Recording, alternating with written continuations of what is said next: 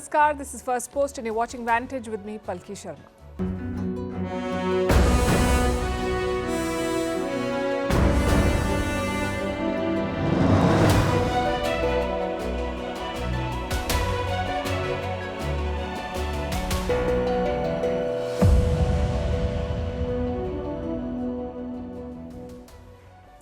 Only 4 countries in our world have stealth fighter jets. India is not one of them, but Pakistan is set to join the club. Because reports say China is giving it its latest jets to Pakistan. What does it mean for New Delhi? And do these Chinese planes match the hype surrounding them? Tonight we'll discuss. In West Asia, a lesson on how to act and dress the part. Syria's new leader, who once fought for al-Qaeda and ISIS, is now repackaging himself and the world is lining up to meet him. The global auto market is in a churn. Who is winning and what does it mean for you? After wanting to turn Canada into an American state and demanding the return of the Panama Canal, Donald Trump now wants to buy Greenland. But can he? How the UAE has become the biggest investor in Africa, why Poland is teaching school children how to fire a gun, why Indian schools are debating whether children should be failed before class 8, why the Parker solar mission is breaking records, and how work from home is increasingly only for the rich. All this and more coming up. The headlines first. French far-right leader Marine Le Pen predicts an early presidential election. She says President Emmanuel Macron is quote-unquote finished and the days of the present government are numbered. Macron has vowed to stay in office till his term ends in 2027, but France has been mired in political turmoil since Macron called snap elections this summer. A Russian state-owned cargo ship sinks in the Mediterranean Sea. This incident took place after an explosion on board. 2 crew members are missing, while 14 others have been rescued. 2 weeks ago, a Russian tanker sank near Moscow annexed Crimea. Hong Kong police issue fresh bounties for 6 democracy advocates based overseas. They're offering 1 million Hong Kong dollars for information on these activists. Political dissent in Hong Kong has been quashed since 2020 when China imposed a sweeping national security law after pro-democracy protests. Somalia accuses Ethiopia of a deadly attack on its troops. This incident threatens to upend a deal brokered by Turkey less than 2 weeks ago. The accord sought to end a nearly year-long dispute between Somalia and Ethiopia. The conflict started when Ethiopia signed an agreement with Somaliland, which is a breakaway region of Somalia. An Indian shooter, Manu Bhaker, reacts to her Khel Ratna controversy. Her name was excluded from the list of nominees for the award. Bhaker says that there could have been a lapse on her part while filing the nomination. She is the first Indian athlete since independence to win 2 Olympic medals in a single edition of the Games.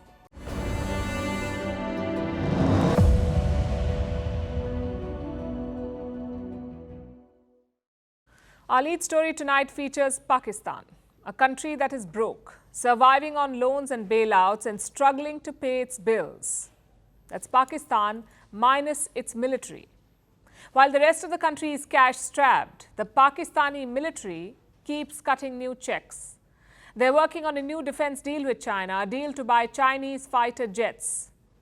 A Pakistani broadcaster reported this last week, and this is not a new claim. It's been doing the rounds for months now. The Pakistani Air Force has an aging fleet. They want an upgrade. They have a bunch of American F-16s and the French Mirage aircraft. These are all old planes. Pakistan wants to replace them with new Chinese jets. We're talking about the J-35 jets from China. Pakistan wants to buy 40 planes. And this is the latest model, the J-35. There's a lot of hype around it. The world got the first glimpse of this plane only last month. The J-35 looks a lot like the American F-35 jet. China has been talking up its stealth capabilities. Apparently, this plane can escape radars. It is hard to detect. It can easily penetrate the defenses of the enemy. They won't see the plane coming, or so Beijing claims. And that is why Pakistan wants it. If this deal goes through, Pakistan will be China's first customer for this jet. They've been eyeing the jets for months. In January this year, a statement came out from Pakistan's Air Chief Marshal. His name is Zahir Sindhu. He said the foundation, and I'm quoting, the foundation for acquiring a Chinese stealth fighter had already been laid. And soon these planes will become a part of Pakistan's fleet. I'll translate that for you. Soon here means 2 years. It could take 2 years for Pakistan to get the planes. That is what local reports say. But all of these reports skip the most important detail. Who will pay the bill? How will Pakistan buy these jets?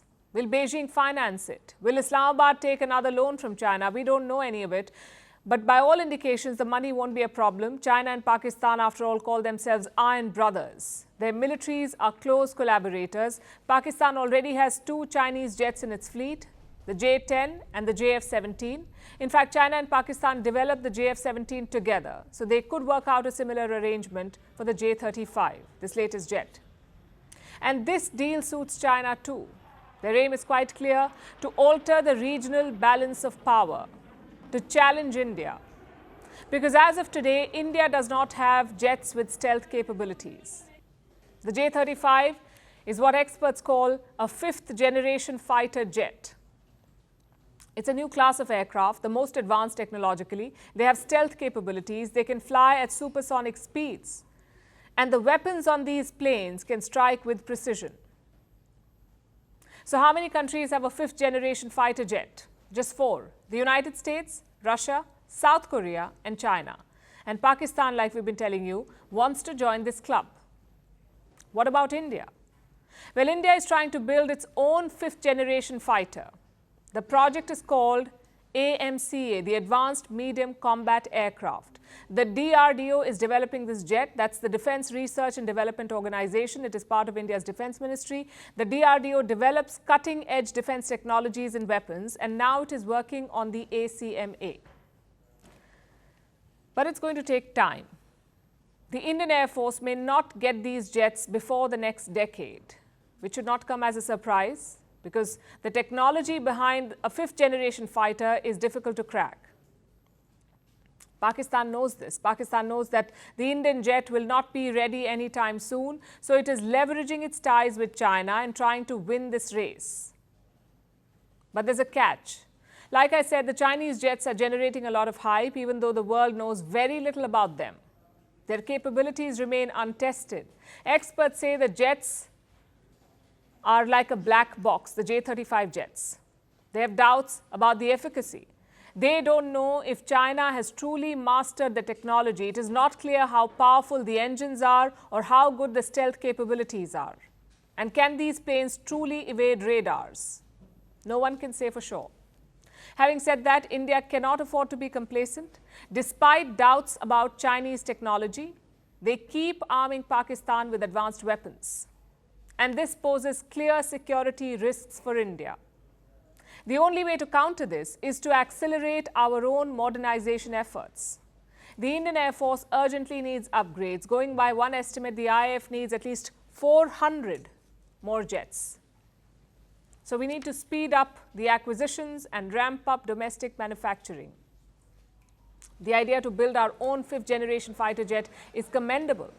It is a crucial step towards making India self-reliant in defense, but we must remember that such projects need speed as much as precision. Speed is equally important. Consider what's happening with the Tejas project. Tejas is India's homegrown fighter jet. The plane was designed to replace the aging fleet of MiG aircraft. But the project has run into delays. There are production challenges.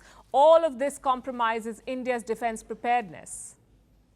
Recent wars in Ukraine and West Asia have shown that in modern conflicts, air power is critical. So India must act on this urgently.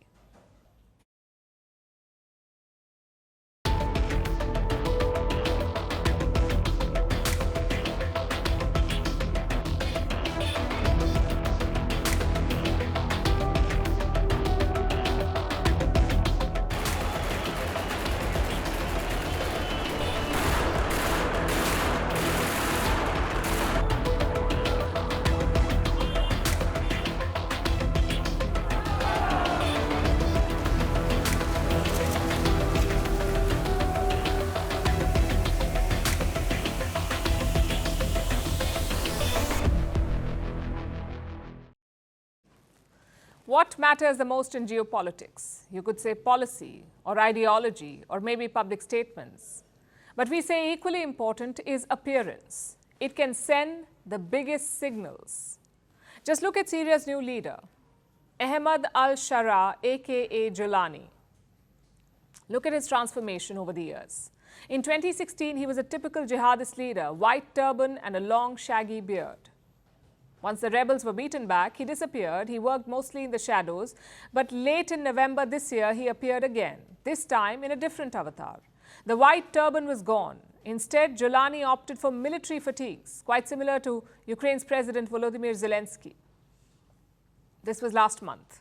Cut to late December, he is a ruler, the man who overthrew Bashar al-Assad. So even the military fatigues are gone now. Jolani is turning up in a suit and tie.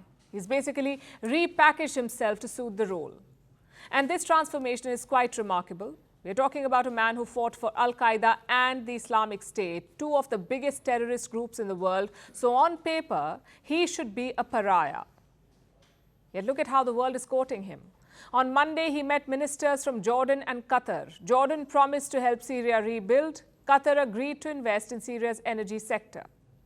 The Qatari side has voiced its readiness to begin large-scale investments on Syrian land in all fields, most importantly in the energy sector where they have a high level of expertise on the global stage, but also in ports and airports and so forth. Before this, on Sunday, Jolani had other visitors. The first was a Druze leader from Lebanon. The Druze, as you would know, is an Arab minority. The Druze live in Lebanon, Israel, Syria, and Jordan. By hosting a leader from this community, Jolani was trying to send a message that minorities will be safe in Syria.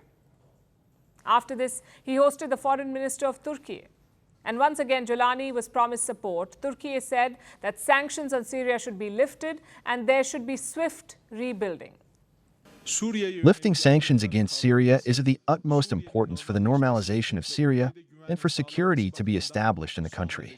The necessary preparations needs to begin immediately regarding rebuilding Syria. It's almost like Jolani won an election because everyone is racing to get an audience. The Arabs, the Turks, the Europeans, the British, the Americans. Last week, a US delegation met Jolani. They said the talks were good and productive. Jolani promised that terror groups would be driven out of Syria. In return, the US lifted the bounty on him. Washington had $10 million on Jolani's head. Now that bounty is gone. Just think about how absurd this is. A terrorist is promising to crack down on terrorism, and this should sound familiar because the Taliban said the same thing in 2021. After capturing Kabul, they promised to drive out al-Qaeda and the Islamic State. Back then, the world was more cautious. But in Syria, they're buying it hook, line, and sinker. The question is why? A big reason is Syria's strategic value, its energy reserves, its location next to Israel, and its new rivalry with Iran and Russia. All of this makes the new Syrian regime more appealing to the West and some Arab players. But that's not the only reason. Jolani's tactics have made the rebels more palatable, more acceptable. He's given interviews to the BBC and CNN. He's invited journalists to his office in Damascus, and he made sure to say the right things. Syria is exhausted by wars, and we now need to strengthen and grow Syria and create prosperity within it. So there should be no plans for an aggressive Syria at all. As I have said on many occasions, Syria now does not pose any danger or threat to any country in the world. He says all minorities are welcome, even the Kurds. And this is significant. Remember, the Kurdish groups are supported by the US. They control land in Syria's northeast. During the last decade, the Kurds and the rebels fought each other. But now Jolani is extending an olive branch. He says, surrender your weapons, join our peace talks, and let's rebuild Syria together. This is exactly what the world wants to hear. But will Jolani follow through? Today we saw some worrying pictures. Islamists burnt a Christmas tree near the city of Hama. Take a look.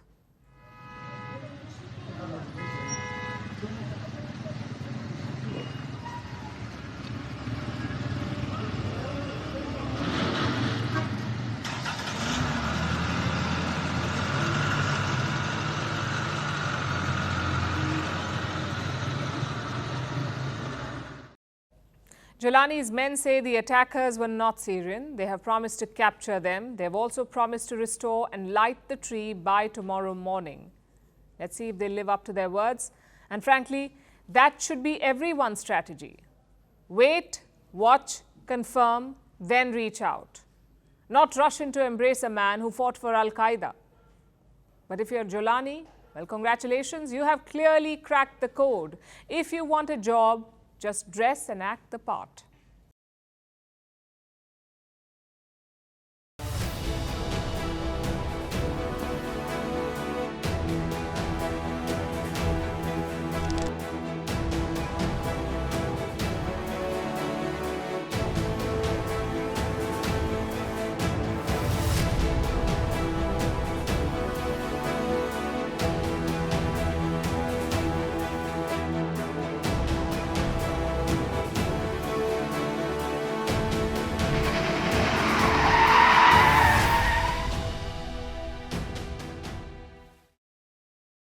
Let's take a drive down memory lane all the way back to the 1950s. Back then, Detroit was the richest city in the world. You had massive factories, architectural marvels, and plush residential zones.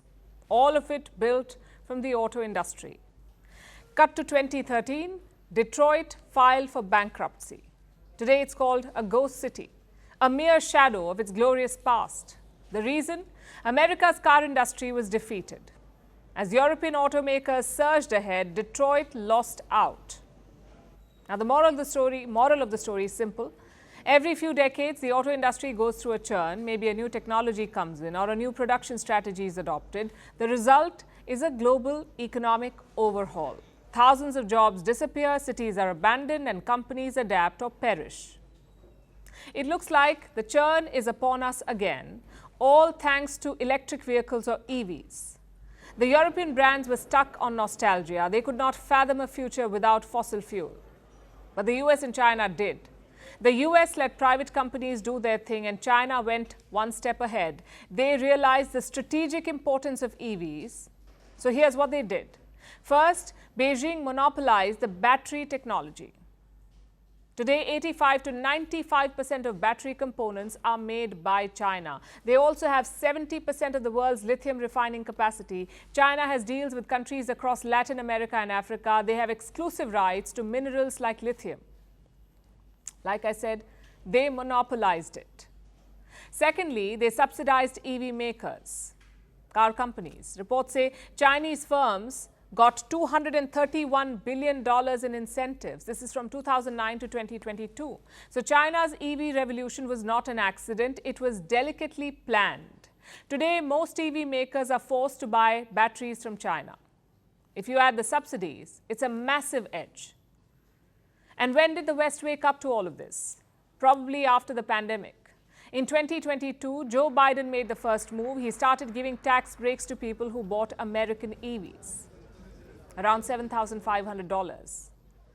But even after this discount, Chinese EVs were cheaper in the US.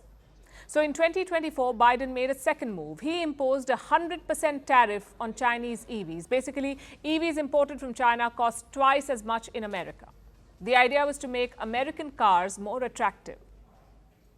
Soon, the European Union followed suit. In October this year, they imposed a 45% tariff on Chinese EVs, and looks like it is working. Let me show you some numbers from November. China's EV exports have fallen to their lowest level since July 2022. Compared to last year, sales are down by 42%. Clearly, the EU tariffs are biting because China's EV exports to the European Union fell by 36%. These numbers have caused panic in Beijing. Some automakers are trying to pivot from EVs to hybrids. What are hybrids? These are cars that run on both batteries and fuel. More importantly, hybrids do not have that 45% tariff in Europe, so Chinese firms are pivoting. But here's the problem. Western tariffs are not China's only threat. In the East, a new giant is rising. Honda and Nissan have agreed to merge their companies. Both are iconic brands in Japan. Nissan needed someone to bail them out. As for Honda, it was more about taking on China.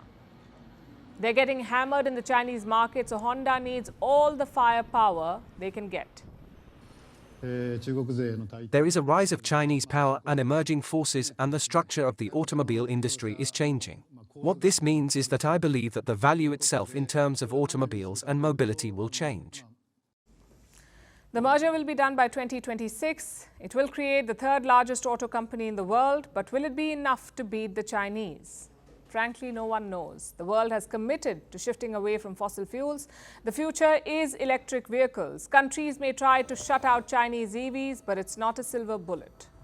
Because at the end of the day, consumers don't care about the geopolitics of cars. All they want is affordable and efficient machines. And who's making those right now? China. So governments across the world need to do more than just impose tariffs. They need to invest in their domestic EV makers because the future of the auto industry is at stake here. We cannot allow it to become a Chinese monopoly.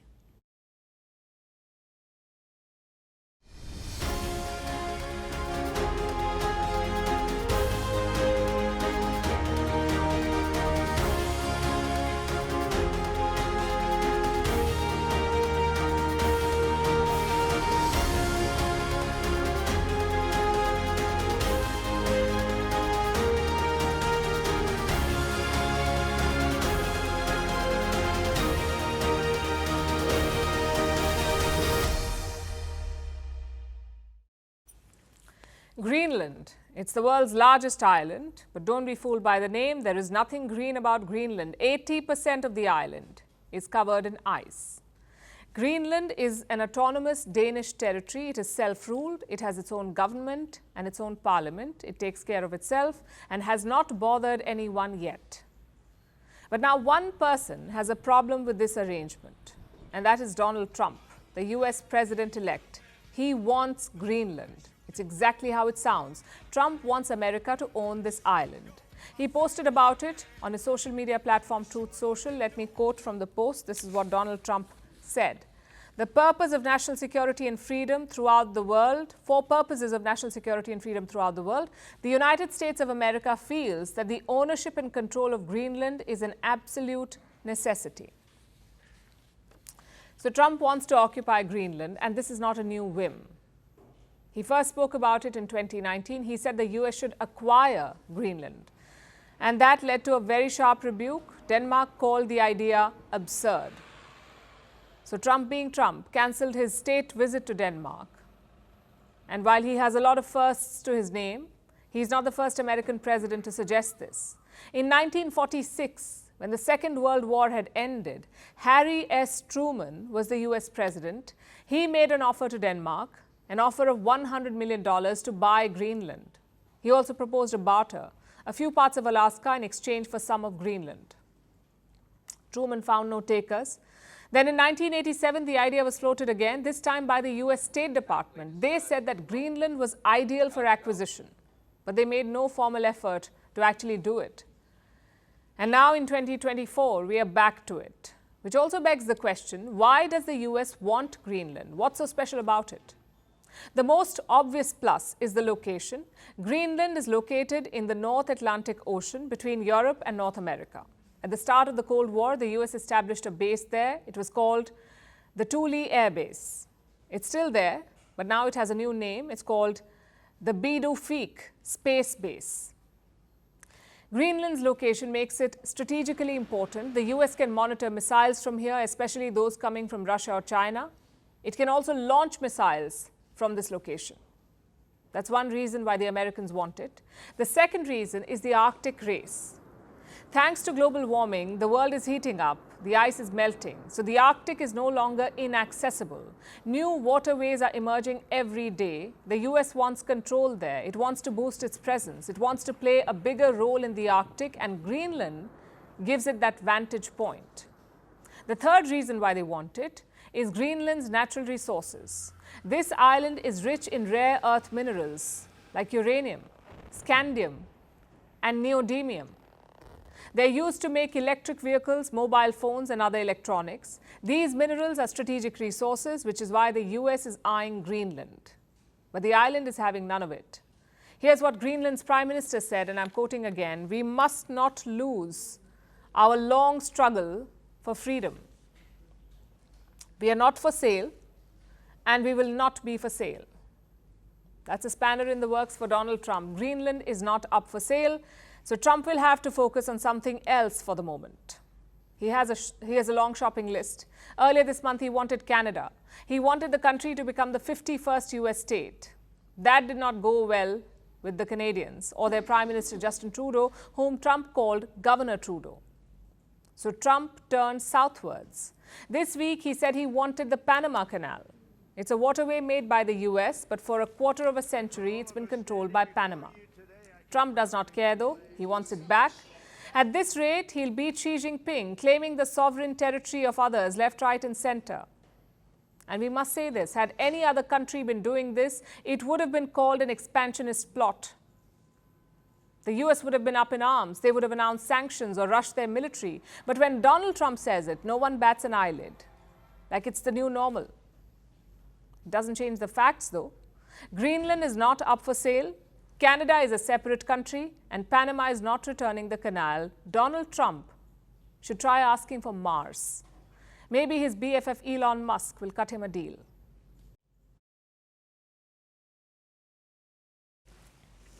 Our next story is from Africa. For years, the continent was carved up. Western powers came, they colonized, they exploited. It was called the Scramble for Africa. It left the continent impoverished. They're still recovering from it. And now a new scramble for power is on. This time, they're coming as investors and security providers. The US, China, Russia, they all want a piece of Africa. They all want influence, mineral wealth, and the market. And now they have a new power to contend with, the United Arab Emirates, the UAE. The UAE has become the biggest investor in Africa. In the last few years, it has announced dozens of projects. Between 2019 and 2023, the UAE has invested $110 billion in Africa, which is way more than the traditional players like France and China. These countries have not invested even half of that amount, especially in the recent years. The UAE is beating them. And it's not a sudden phenomenon. The Emirates have long had a footprint in Africa. It began in the early 2000s. The first area of control was ports, starting with DP World. It's a company controlled by Dubai's royal family. DP World manages 6 ports in Africa and plans to build 2 more. Then we have Abu Dhabi. It has managed a port in Guinea since 2013. After ports, it was airlines, like Dubai-owned carrier Emirates. It operates flights to 20 African nations. This was followed by investments in mining. In 2021, Zambia's state mining company took over debt-laden mines, and they were looking for investors. The UAE spotted an opportunity. It paid $1.1 billion to Zambia and took a 51% stake in these mines. In 2022, Dubai struck deals to sell carbon credits from forests. The list included a lot of countries like Zimbabwe, Liberia, and Tanzania. So airlines, ports, mines, agriculture. The UAE is everywhere in Africa. It has multiple investments. It is pouring billions of dollars. And what is it getting in return? Are these investments reaping any benefits? Honestly, it's a bit early for that. Some projects have just been announced, others have just started, and still others have hit a snag. Like a $2 billion investment by Masdar. It ran into financial problems, investments were delayed, and these are just some of the challenges. There are other concerns as well, like reports of illegally smuggled gold, being moved from Africa to Dubai. Reports suggest $35 billion worth of gold goes undeclared in Africa every year. And where does the gold go? It is smuggled out of the continent. 85% of the smuggled gold reportedly goes to the UAE. In the last 10 years, Abu Dhabi is said to have received $115 billion worth of smuggled gold. Despite all of this, the UAE remains a key player in Africa. They've long had a political role, especially in conflicts in Libya and the Sudan.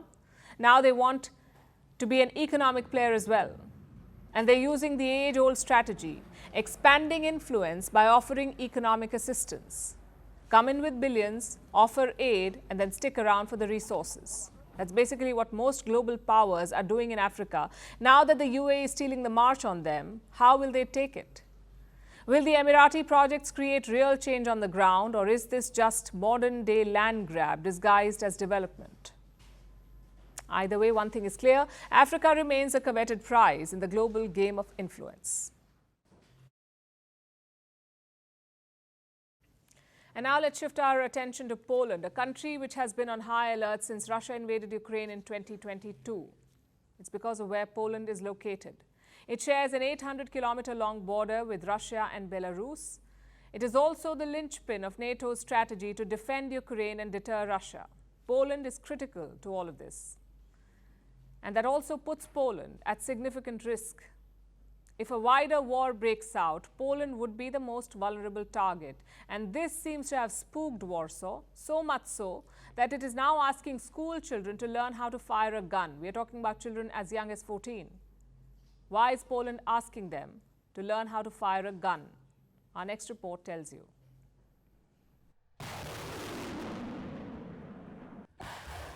Ever since Russia invaded Ukraine in 2022, Poland has been on edge. It has boosted its defense spending, ramped up the recruitment of troops, and started a program to fortify its borders. For most countries, these measures would be enough to deal with an enemy, but not for Poland. It now wants school children to learn how to fire a weapon. Yes, it's a real thing. Children as young as 14 are now required to take gun training lessons. The Polish government has made firearms training mandatory. So, how does it work? Students need to dedicate 1 hour per week to this training. The curriculum includes more than just shooting. Students also learn how to disassemble and assemble a weapon. Thankfully, no live ammunition is used, and instead the students train with laser guns. But it doesn't end there. This curriculum also requires students to learn about their local area. It also includes lessons on cybersecurity. These measures may sound extreme, but Poland feels they are necessary.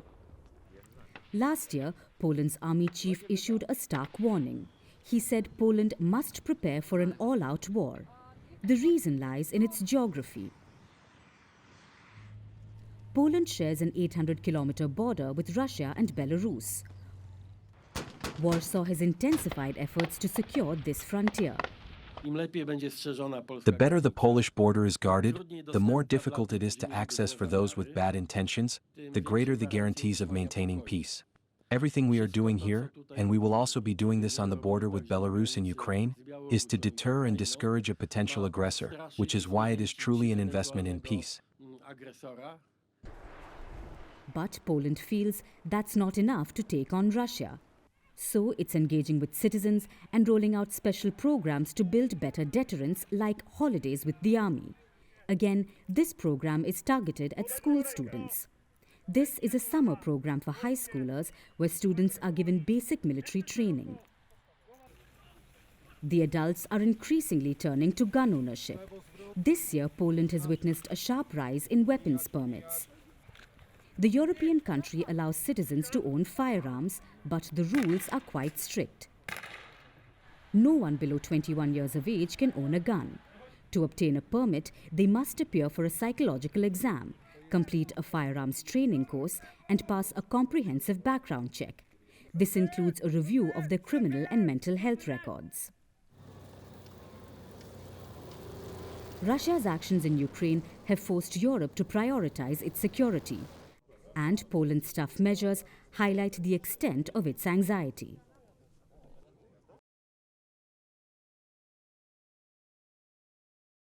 India has just amended a key part of its education policy, the part about failing students. Until now, students could not be failed in primary school, that's from classes 1 to 8. All students had to be automatically promoted from class 1 to 8. It was called the no detention policy. But now the government has reversed it. The new policy allows schools to fail students in 2 classes, in classes 5 and 8. If you fail the annual exam, you are in the dock, you get 2 months to retake the test, and if you fail again, you will be held back in the same class. I know this policy change may sound confusing, so let's break it down into 4 parts. Number 1, Will this change affect all Indian students? And the answer is no. It will only affect students in central schools like Kendriya Vidyalayas and Sainik schools. States are free to choose their own policy. For example, Tamil Nadu says that it will stick to no detention. It will not fail students. Now, point number 2.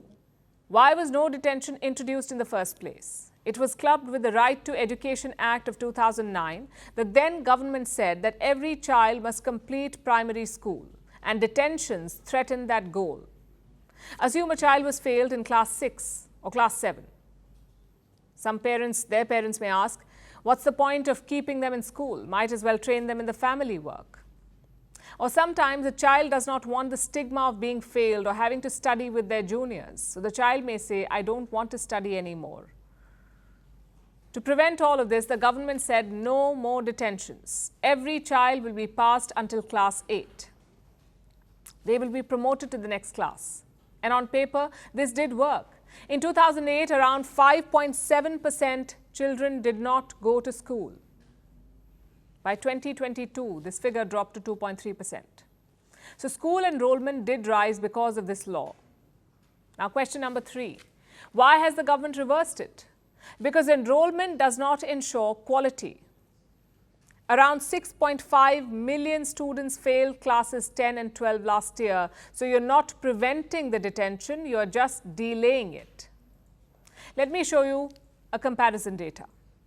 In 2008, 56% of class 5 students could read textbooks from class 2. By 2022, that number had come down to 43%, meaning more than half of class 5 students could not read textbooks from class 2. Same with basic maths. In 2008, around 37% class 5 students could do division. By 2022, that number fell to 25%. Do you see the problem here? Yes, more students are staying in school until class 8, but are they learning? The academic quality has dropped. The government says this needs to be corrected. They have created new rules for detained students. The class teacher will guide them, the parents will be roped in, and specialized inputs will be given. The idea is to identify and correct the learning gaps then and there. Which brings us to the final question. Is this the right approach for India? Well, some educators have welcomed it. They say that it will encourage students to study well because if they don't, they will fail. And frankly, that does sound like good incentive to study. But there are critics as well, and we must listen to them too. They point to the same problems that existed in 2009, the problem of stigma, the problem of dropouts. Different countries have found different solutions for this. In the US, it's up to the states. Around 26 American states have policies to hold back students if they fail reading tests. They will be failed. It's common in the European Union too. Around 7% teens repeated at least 1 year in primary education. Around 10% did the same in lower secondary. They repeated a class. Western experts say this can be counterproductive. They say repeaters suffer long-term negative impacts. But remember, India's situation is different. We cannot copy-paste Western advice to Indian schools. We need a holistic approach that is tailored for India. Because unlike the West, our infrastructure is not adequate. We have other problems.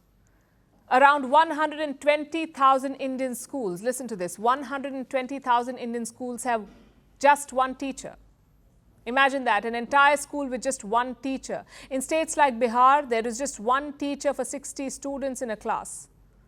Frankly, these things have a bigger bearing on a student's success, way more than holding them back.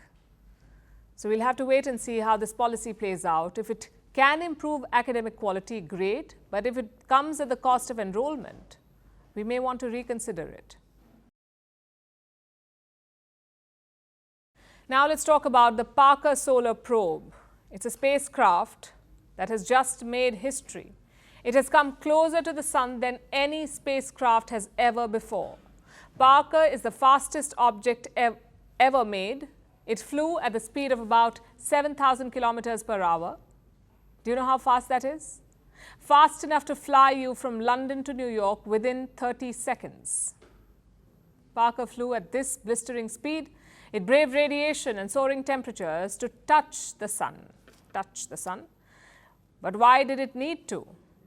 Why is Parker's record-breaking feat important to us? And what does it tell us about the sun? Here is a report. This Christmas Eve, a vehicle travelled around a celestial object at an unfathomable speed. And it brought immense joy to many people. We're not talking about Santa's sleigh. This story is about the Parker Solar Probe. This is a NASA spacecraft and it has just made history. Parker was launched in 2018. Since then, it has made 21 close passages to the Sun, or solar flybys called perihelions. Each time, it has inched progressively closer. But this time, Parker surpassed the blistering speed of 692,000 kilometers per hour, breaking its own record as the fastest object ever made by humans. To put that in perspective, this is the equivalent of flying from London to New York in less than 30 seconds. At such a speed, Parker surfaced across the corona, not the virus of course. Corona is the Sun's outer atmosphere. Parker braved blistering radiation, contending with temperatures nearing 1400 degrees Celsius, and flew to within 6.1 million kilometers of the Sun. This is more than 7 times closer than any previous missions. With this, Parker has performed a record-breaking feat. The spacecraft has come closer to the Sun than any spacecraft has ever before, in what's being called the kiss of the Sun. But why does it matter? Why does NASA have to go through so much trouble to get closer to the Sun? For centuries, people have studied the star. We've read and talked about it, but despite the extensive research, many mysteries remain. Like, why is the Sun's corona so hot? And why is the inner surface even hotter at 6,000 degrees Celsius? Also, how does solar wind really work? Solar wind is the constant steam of charged particles bursting out of the Sun. These particles light up our skies with auroras. Scientists still don't know how these solar winds work and why they knock out our power grids. These questions need more than theoretical answers. And scientists say these mysteries can only be solved after actually experiencing the Sun and getting data from a probe that visits the Sun. So Parker is doing just that. It's interacting with the Sun's outer surface and bringing back some clues, hopefully. You see, Parker is burning hot on its flyby, so it's out of communication for several days. Scientists know that it has gotten close to the Sun, but they don't know whether it will survive. Parker is making hay while the Sun shines. It's expected to make at least 2 more flybys of the Sun, after which it will send a signal to the scientists on the 28th of December. Until then, Earthlings wait anxiously to see if Parker survives this challenge, hoping that the spacecraft doesn't fly too close to the Sun.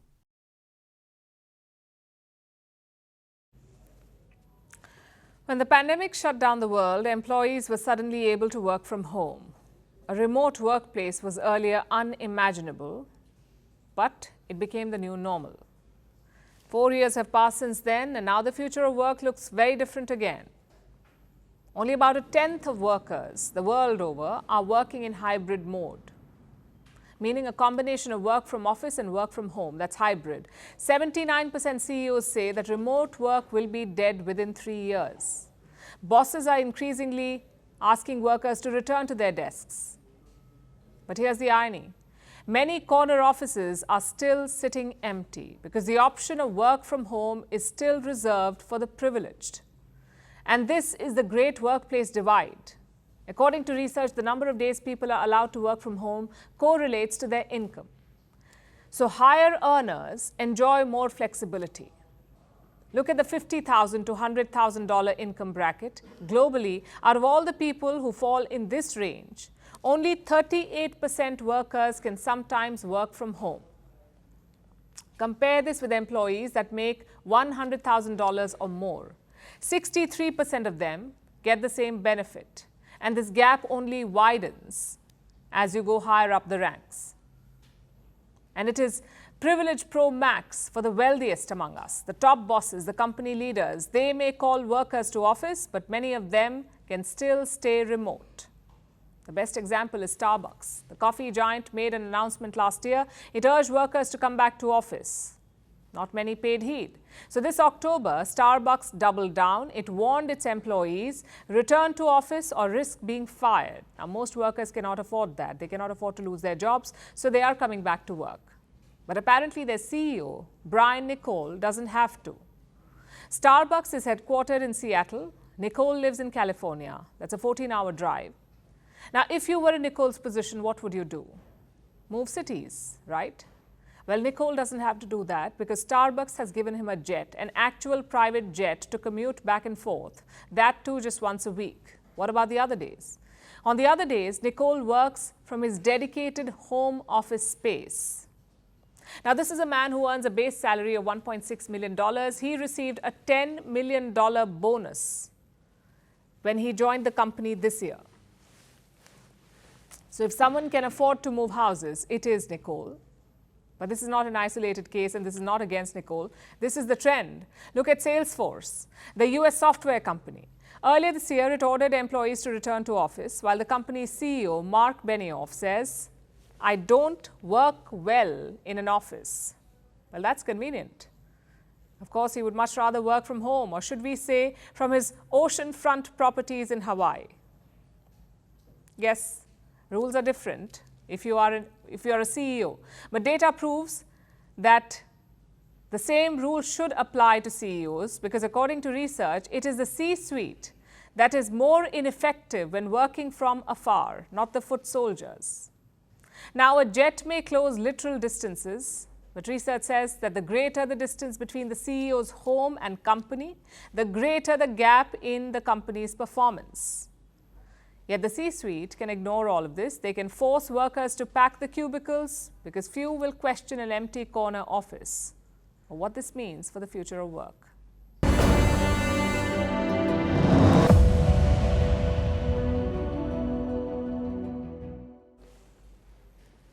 Tomorrow is Christmas, which means today is the deadline for Secret Santa, the annual ritual where you're forced to buy gifts for co-workers you don't even know.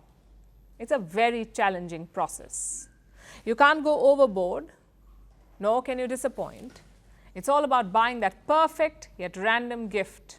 Though some people take it too lightly, like this Secret Santa in Haryana, he got his co-worker a tub of curd as gift. Let's hope the real Santa is not as bad.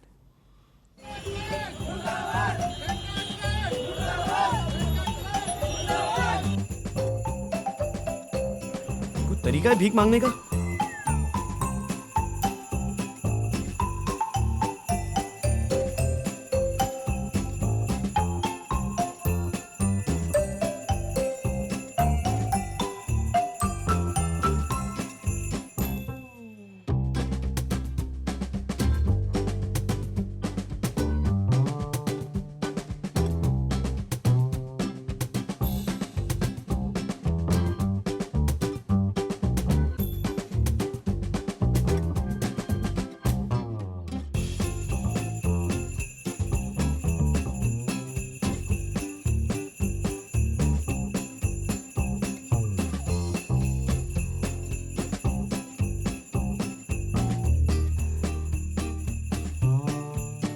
And now it's time for Vantage Shots, images that tell the story. The remains of a 50,000-year-old baby mammoth were found in Russia's Siberia. In Japan, Santa takes a swim with penguins on Christmas Eve, and an Italian zoo brings holiday cheer with Christmas presents for the animals. Finally, we are taking you back in history. On this day in 1979, the Soviet Union invaded Afghanistan. The goal was to prop up the faltering communist government in Kabul. The invasion triggered a brutal, decade-long conflict with Soviet forces facing fierce opposition from Afghan Mujahideen fighters. Mounting casualties and economic strain eventually forced the Soviet Union to withdraw in 1989. We're leaving you on that note. Thank you for watching. We'll see you tomorrow.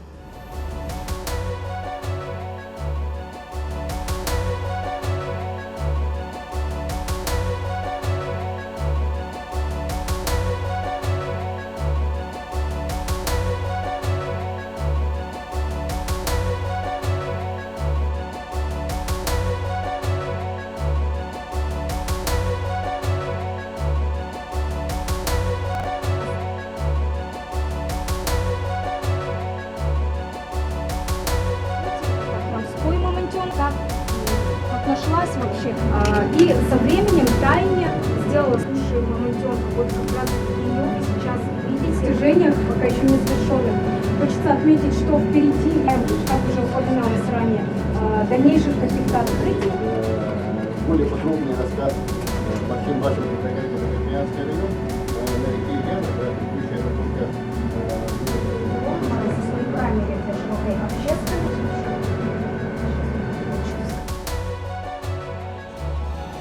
じゃあ皆さんいいですかね、なんとなくそれが3本か、それかバスか、どっちでしょう。